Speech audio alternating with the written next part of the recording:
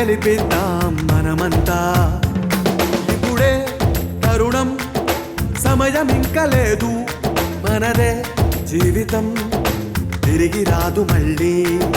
చల చల చల తమ్ముళ్ళు మన రేపటికై వాసవికులను. అందరికీ నమస్కారం అండి. ఇంతమంది ఇంత ఇన్స్పిరేషన్తో సాంగ్స్ కానివ్వండి, ఇంకా ఏదైనా ఒక కార్యక్రమం కానివ్వండి, వీటన్నిటికీ ముఖ్యమైన కారకులు చంద్రబాబు నాయుడు గారు.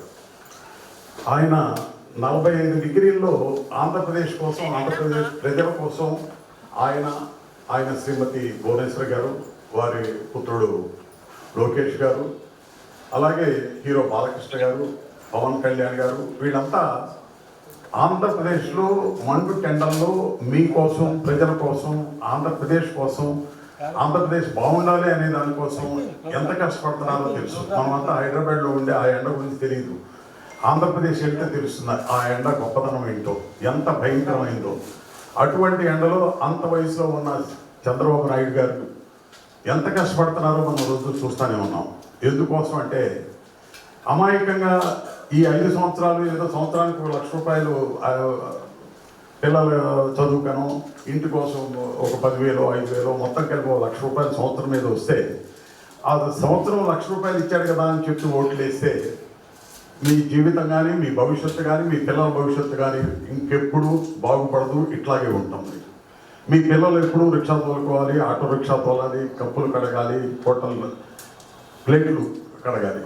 అటువంటి పరిస్థితి మారి మీ పిల్లలు కూడా అందరి పిల్లల్లాగే బాగా అభివృద్ధిలోకి రావాలి, ఖచ్చితంగా భవిష్యత్తు బంగారు భవిష్యత్తు చేయాలి, ఈ రాష్ట్రాన్ని బాగు చేయాలి అని చెప్పి అంత వయసులో కూడా ఆయన ఫ్యామిలీ మొత్తం ఎవరి కోసం, ఎందుకోసం ఈ ఎండలో తిరుగుతున్నారో ఆలోచించి ఆయన ఇన్స్పిరేషన్తో మా కొడాలి వెంకటేశ్వరరావు, ఆయన టీము వీళ్ళంతా ఎంతో ఉత్సాహంగా ఇక్కడుండి అంత ఇన్స్పైర్ అయ్యి ఈ సాంగ్ చేయడం జరిగింది.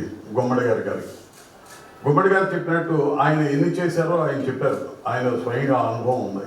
అలా ఇప్పుడు ఏదైనా మంచి చేయాలి, ప్రజలకు అందరికీ ఉపయోగపడాలి, ఈ దేశానికి యాక్చువల్గా దేశం కోసం కూడా ఆలోచించే మనిషి ఆయన. దేశానికి నాయకుడు అవ్వాల్సిన మనిషి. ఆయనంతటికి ఆయన తగ్గించుకొని నా రాష్ట్రం చాలు అని మన కోసం ఇక్కడ ఉండిపోయిన మనిషి. లేకపోతే ఈపాటికే ఆయన చాలాసార్లు ప్రధానిగా కూడా చేసేవాడు, ఆనెస్ట్గా చెప్తున్నాను. అనేక సందర్భాలు వచ్చినాయి, ఆయన చేతి దాకా వచ్చినాయి. కానీ నేను చేయాల్సిన పనులు వేరే ఉన్నాయని అభివృద్ధి కోసం, ప్రజల కోసమే కష్టపడ్డారు, ఇప్పుడు కూడా కష్టపడుతున్నారు. అటువంటి మనిషి మీ అందరి దగ్గరికి వచ్చి బతిమాలటం, రిక్వెస్ట్ చేయటం, ఈ రాష్ట్రాన్ని బాగు చేసుకుందాం, రాజధాని తెచ్చుకుందాం, పోలవరం ప్రాజెక్ట్ తెచ్చుకుందాం, మనకు భవిష్యత్తు ఉపయోగపడుతుంది అని చెప్పి అంత రిక్వెస్ట్ చేస్తా అంటే అసలు ఏం చేయాలో భయంకరమైన రాష్ట్రానికి ఇటువంటి పరిపాలన, ఇటువంటి ప్రభుత్వం ఉంటుందని ఎవరు ఎక్స్పెక్ట్ చేయాలి. ఈ 5 సంవత్సరాలు అక్కడ ఉన్న ప్రజలు ఎంత సంక్షోభం అనుభవించారో అర్థమవుతుంది. దాంట్లో వచ్చిన ఇన్స్పిరేషన్తోనే నాకు సోదరుడు లాంటి వాడు కొడాలి వెంకటేశ్వరరావు, ఆయన పాటలు చేసి మా టీం అంతా తీసుకొచ్చారంటే జనార్దన్ గారికి చెప్పి ఏమైనా సరే మనం కూడా ఉడతా భక్తి సహాయం చేయాలి, మనం కూడా పాల్గొనాలి, మన జన్మభూమి ఆంధ్ర రాష్ట్రం నుంచి వచ్చి ఇక్కడ స్థిరపడ్డాం, మన బాధ్యత అని చెప్పి అనేక రకాలుగా ప్రయత్నాలు జరుగుతుంటే జనార్దన్ రెడ్డి గారు ప్రోత్సహించి ఇక్కడ తీసుకొచ్చారు మీ ముందుకి.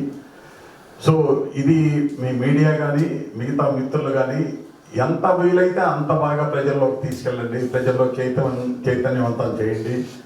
ప్రజలందరూ కూడా దీన్ని చూసే కాదు, మీరు ఆలోచించండి, మీ పిల్లల భవిష్యత్తు, మీ భవిష్యత్తు బాగుంటుంది. అంత పెద్ద అంత మంది మనుషులు వచ్చి, ఎంతోమంది చదువుకున్న ఎన్ఆర్ఐలు వచ్చి ఇప్పుడు మీ ముందు ఈ 175 మందిలో అనేక మంది ఎన్ఆర్ఐలు, అనేక మంది బ్రహ్మాండంగా చదువుకున్న వాళ్ళు మీకోసం వచ్చారు. మన రాష్ట్రాన్ని బాగు చేయాలని వచ్చారు.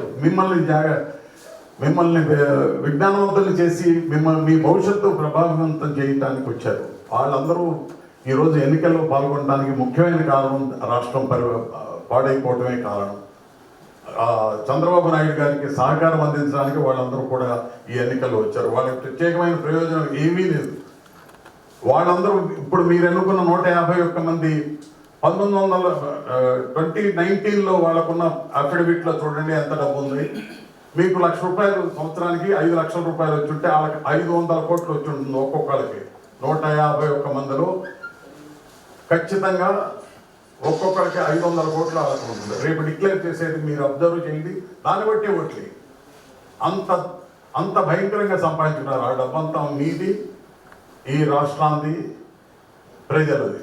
దయచేసి ఆలోచించి ఓటేయండి. చంద్రబాబు నాయుడు గారికి మీ అందరి సహకారం కావాలి. మీ అందరూ కలిసి మీకోసమే ఆయన చేసేది. మన కోసం మనం బాగు చేసుకోవాలి, మన రాష్ట్రాన్ని మనం బాగు చేసుకోవాలి. దయచేసి మీరందరూ ఆలోచించి చంద్రబాబు నాయుడు గారిని, మన రాష్ట్రాన్ని అభివృద్ధిలోకి తీసుకెళ్ళాలి, ఆయన్ని గెలిపించాలి. అది మన బాధ్యత.